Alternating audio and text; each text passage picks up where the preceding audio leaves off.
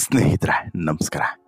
ಒಂದು ಕಡೆ ಈಗಾಗಲೇ ಬಿಜೆಪಿ ಮತ್ತು JDS ಇಬ್ಬರು ಕೂಡ ಸೇರಿಕೊಂಡು ಸಿದ್ದರಾಮಯ್ಯನವರ ವಿರುದ್ಧ ಸಮರವನ್ನು ಸಾರಿದರೆ, ಸಿದ್ದರಾಮಯ್ಯ ಸರ್ಕಾರ ಮತ್ತು DK ಶಿವಕುಮಾರ್ ಇಬ್ಬರನ್ನು ಕೂಡ ಹೇಗಾದರೂ ಮಾಡಿ ಕೆಳಗಿಳಿಸಬೇಕು, ಅಂದರೆ ರಾಜ್ಯದಲ್ಲಿ ಕಾಂಗ್ರೆಸ್ ಸರ್ಕಾರವನ್ನು ಪತನ ಮಾಡಿಸಬೇಕು ಅನ್ನುವಂತಹ ನಿಟ್ಟಿನಲ್ಲಿ ಶತಪ್ರಯತ್ನವನ್ನು ಮಾಡ್ತಾ ಇದ್ದರೆ, ಈಗ ಕೈಗೆ ಸಿಕ್ಕಿರುವಂತಹ ಮೂಡ ಮತ್ತು ವಾಲ್ಮೀಕಿ ಎನ್ನುವಂತಹ ಹಗರಣದ ಅಸ್ತ್ರವನ್ನೇ ಬರೀ ಗಟ್ಟಿಯಾಗಿ ಹಿಡ್ಕೊಂಡು ಆ ಮೂಲಕ ಸಿದ್ದರಾಮಯ್ಯನವರಿಗೆ ಈಗಾಗಲೇ ಟಾರ್ಗೆಟನ್ನು ಫಿಕ್ಸ್ ಮಾಡಿದ್ದಾರೆ.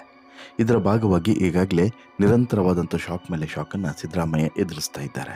ಮತ್ತೊಂದು ಕಡೆ ಸದ್ದಿಲ್ಲದೆ ಈ ಉಪಚುನಾವಣೆ, ಈಗ ಬರಲಿರುವಂಥ ಉಪಚುನಾವಣೆಯ ಬಗ್ಗೆನೂ ಕೂಡ ಒಂದಷ್ಟು ಗಮನ ಸೆಳೆಯುವಂಥ ಕೆಲಸವನ್ನು ಎರಡೂ ಪಕ್ಷದ ನಾಯಕರು ಕೂಡ ಮಾಡ್ತಾ ಇದ್ದಾರೆ.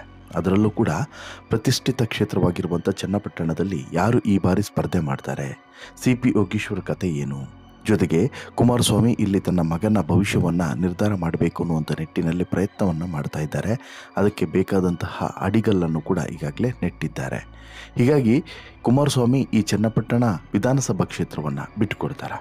ಯಾಕಂತ ಹೇಳಿದ್ರೆ ಹೇಳಿ ಕೇಳಿ ಈಗ ಚನ್ನಪಟ್ಟಣ ವಿಧಾನಸಭಾ ಕ್ಷೇತ್ರ ತಮ್ಮದೇ ಕ್ಷೇತ್ರ, ತಾವು ಗೆದ್ದಂಥ ಕ್ಷೇತ್ರ ಮತ್ತು JDSನ ಕ್ಷೇತ್ರ.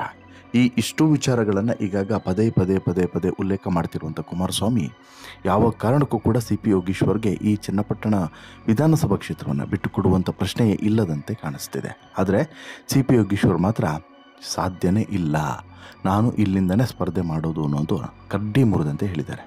ಹಾಗಾದರೆ ಈ ಚನ್ನಪಟ್ಟಣ ವಿಧಾನಸಭಾ ಕ್ಷೇತ್ರದಲ್ಲಿ ಈ ಮೈತ್ರಿ ಮುರಿದು ಬೀಳುತ್ತಾ? ಮೈತ್ರಿ ಇಲ್ಲಿ ವರ್ಕೌಟ್ ಆಗೋದಿಲ್ವಾ? ಕುಮಾರಸ್ವಾಮಿಯ ಪಟ್ಟು, ಯೋಗೀಶ್ವರ್ ಅವರ ಹಠ, ಈ ಎರಡರಲ್ಲಿ ಕೊನೆಗೆ ಗೆಲ್ಲಬಹುದಾಗಿರುವಂಥದ್ದು ಯಾವುದು ಗೆಲ್ಲಬಹುದು ಅಂತೇಳಿ ಅನಿಸುತ್ತೆ. ಜೊತೆಗೆ ಈ ಹಿಂದೆ ಅಂದರೆ ಈ ಎರಡೂ ಲೆಕ್ಕಾಚಾರಗಳ ಹಿಂದೆ ಸಾಕಷ್ಟು ಬೇರೆ ಬೇರೆ ರೀತಿಯಾದಂಥ ರಾಜಕೀಯ ಕೂಡು ಕಳೆಯುವಂತಹ ಒಂದಷ್ಟು ಗುಣಕಾರ ಭಾಗಕಾರ ಎಲ್ಲದೂ ಕೂಡ ಇದೆ. ಅದು ಹೇಗೆ ವರ್ಕೌಟ್ ಆಗ್ತಿದೆ ಅದ್ರ ಬಗ್ಗೆ ಮಾಹಿತಿಯನ್ನು ಕೊಡ್ತಾ ಹೋಗ್ತೇನೆ. ಅದಕ್ಕಿಂತ ಮುಂಚೆ ನೀವಿನ್ನೂ ಕೂಡ ನಮ್ಮ ಚಾನಲನ್ನು ಸಬ್ಸ್ಕ್ರೈಬ್ ಮಾಡಿಲ್ಲ ಅಂದರೆ ದಯವಿಟ್ಟು ಕೂಡಲೇ ಸಬ್ಸ್ಕ್ರೈಬ್ ಮಾಡಿ ಸ್ನೇಹಿತರೆ. ಈ ಉಪಚುನಾವಣೆ ಅನ್ನೋದು ಈಗಾಗಲೇ ಕಾವೇರ್ತಾ ಇದೆ. ದಿನಕ್ಕೆ ಉಪಚುನಾವಣೆಯ ಬಗ್ಗೆ ಚರ್ಚೆಗಳು, ಮಾತುಗಳು ಕೇಳಿ ಬರ್ತಿದ್ದಾವೆ.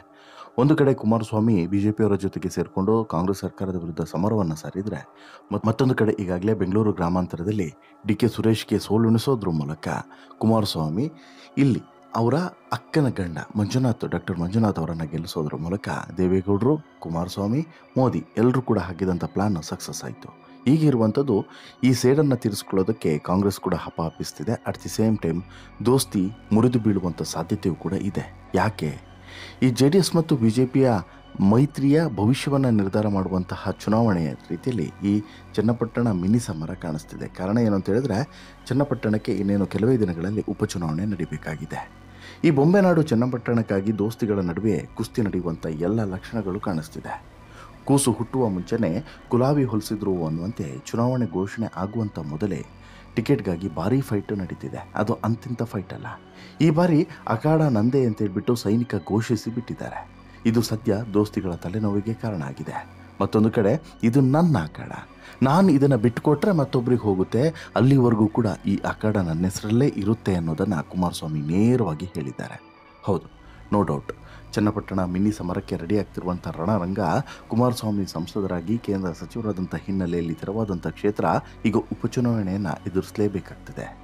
ಇನ್ನೇನು ಉಪಚುನಾವಣೆ ಘೋಷಣೆ ಆಗಬೇಕಾಗಿದೆ. ಆದರೆ ಆಗಲೇ ಚುನಾವಣೆಯ ಕಾವು ಹೆಚ್ಚಾಗ್ತಿದೆ.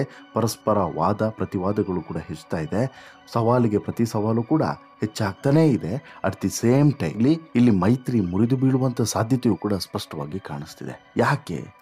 ಬೆಂಗಳೂರು ಗ್ರಾಮಾಂತರ ಲೋಕ ಕದನದಲ್ಲಿ DK ಸುರೇಶ್ ಸೋಲಿಗೆ ಸೇಡನ್ನು ತೀರಿಸಿಕೊಳ್ಳೋದಕ್ಕೋಸ್ಕರ DKಶಿ ಈ ಕ್ಷೇತ್ರಕ್ಕೋಸ್ಕರ ಇನ್ನಿಲ್ಲದಂತೆ ಓಡಾಡ್ತಿದ್ದಾರೆ. ಯಾವುದಕ್ಕೆ? ಈ ಚನ್ನಪಟ್ಟಣ ವಿಧಾನಸಭಾ ಕ್ಷೇತ್ರಕ್ಕೆ.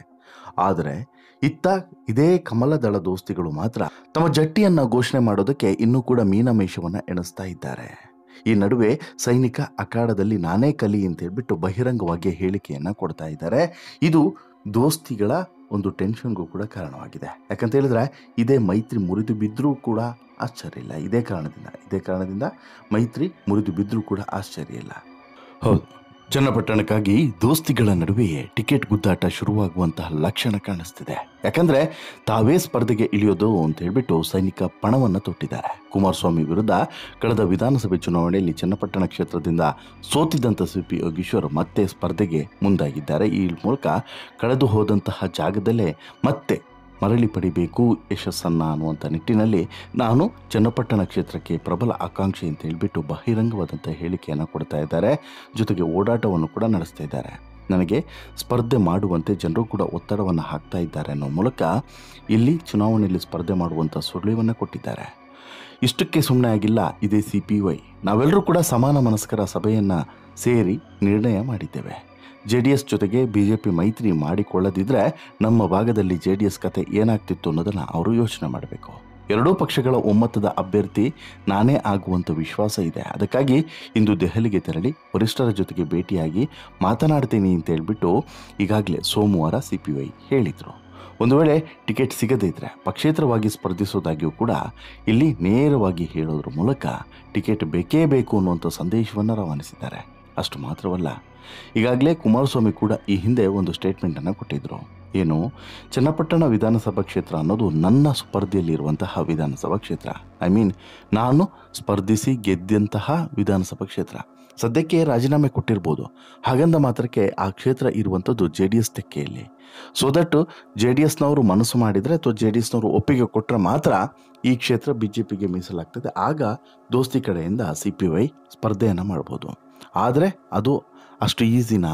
ಖಂಡಿತ ಇಲ್ಲ, ಆಗೋದಿಲ್ಲ. ಹೀಗಾಗಿ ಈ ಲೆಕ್ಕಾಚಾರವನ್ನು ಮಾಡಿರುವಂತಹ ಕುಮಾರಸ್ವಾಮಿಯವರು ಇಲ್ಲಿ ತನ್ನ ಮಗನನ್ನು ಸ್ಪರ್ಧೆಗೆ ಇಳಿದ್ರೆ, ಯಾರೋ ನಿಖಿಲ್ ಕುಮಾರಸ್ವಾಮಿ ಸ್ಪರ್ಧಿಸಿದ್ರೆ ಆಗ ನಿಖಿಲ್ ಕುಮಾರಸ್ವಾಮಿಗೆ ಗೆಲ್ಲುವಂಥ ಚಾನ್ಸಸ್ ಹೆಚ್ಚಿರುತ್ತೆ ಅನ್ನೋದು ಇಲ್ಲಿ ಕುಮಾರಸ್ವಾಮಿಯ ಲೆಕ್ಕಾಚಾರ. ಹೇಗೂ ಕಳೆದ ಬಾರಿಯ ವಿಧಾನಸಭೆ ಚುನಾವಣೆಯಲ್ಲಿ ನನ್ನನ್ನು ಜನ ಗೆಲ್ಲಿಸಿದ್ದಾರೆ. ಈಗ ಮತ್ತೆ ನನ್ನ ಮಗನನ್ನು ಕೂಡ ಗೆಲ್ಲಿಸ್ತಾರೆ ಅನ್ನುವಂಥ ನಂಬಿಕೆ ಇದೆ.